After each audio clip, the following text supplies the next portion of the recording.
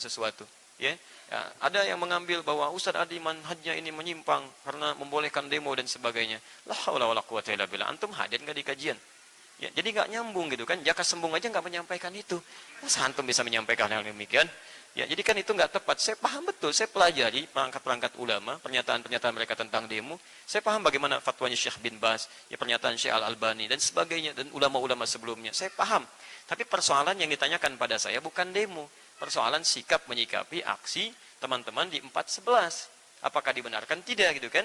Dalam konteks yang berbeda. Ya, demo yang dimaksudkan oleh para ulama yang ketika berbicara itu, mereka tafsirkan dengan perbuatan yang menentang pemerintahan, menghadirkan kerusakan, menghadirkan yang bukan maslahat, itu yang dilarang. Semua sepakat, gak ada bedanya di situ.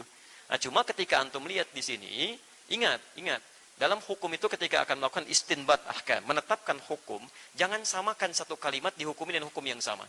Kadang-kadang kalimat yang sama, tendensi dan penekanannya atau esensinya di satu makna itu bisa berbeda.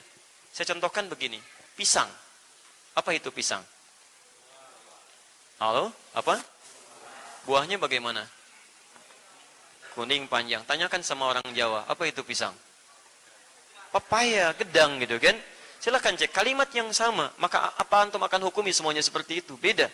Ya teman-teman sekalian silahkan cek di Timur Tengah dimanapun di Saudi dan sebagainya haram hukum demo dan sebagainya itu nggak boleh karena memang aspirasi yang disampaikan di situ sudah disusun ada tingkatannya. Ini ada majlis sya'bi. Kalau tidak puas dengan ini sampaikan ke sini jadi semuanya diatur supaya nggak ada kerusakan turun ke jalan dan sebagainya.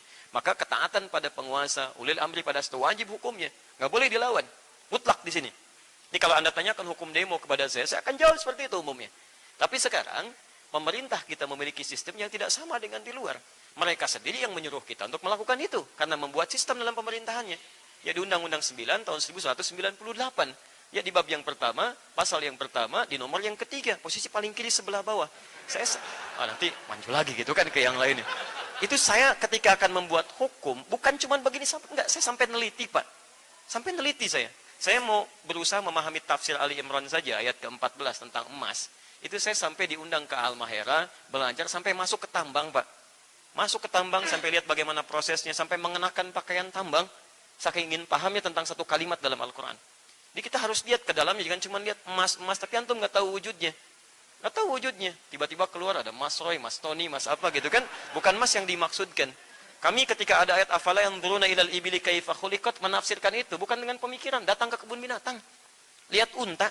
Kenapa untanya Nabi Saleh disebut dengan nakah? Kenapa yang ini jamal? Kenapa yang ini ba'ir? Kenapa yang ini bighal? Kenapa yang ini ibil? Sampai tanya tukang unta. Sampai kami tahu ternyata unta itu punya 2 tangan, 2 kaki. Sampai kami mengerti kenapa Ibnul Qayyim Al-Jauziyah ketika beliau akan sujud menggunakan lututnya. Sampai kami paham kenapa Syekh Nasruddin Al-Albani ketika akan sujud menggunakan telapak tangannya. Ketika itu dipahami dengan baik dengan konteksnya, maka muncullah hukum yang disampaikan itu. Jadi ketika Anda ingin menyampaikan sesuatu, mohon dilihat kembali dengan baik, karena saya tuh kasihan gitu kan.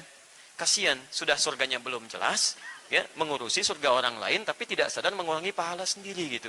Nah itu yang harus kita bayangkan dan kita pikirkan sampai hari ini. Jadi saya mohon maaf sebesar-besarnya kalau beberapa hari ini ada karena mungkin keberadaan kami yang kurang berkenan atau hal-hal yang tidak barangkali nyaman dirasakan dan saya menyebabkan keramaian di media sosial, mungkin saya pribadi, saya mohon maaf sebesar-besarnya dan mohon hari ini selesai. Jangan mencela siapapun, termasuk ustadz manapun, termasuk yang menyampaikan, jika pernyataan terhadap saya, tidak usah dicela, tidak usah macam-macam, karena mungkin beliau belum tahu dan sebagainya. Cukupkan sampai di sini, jangan hilangkan pahala-pahala kita.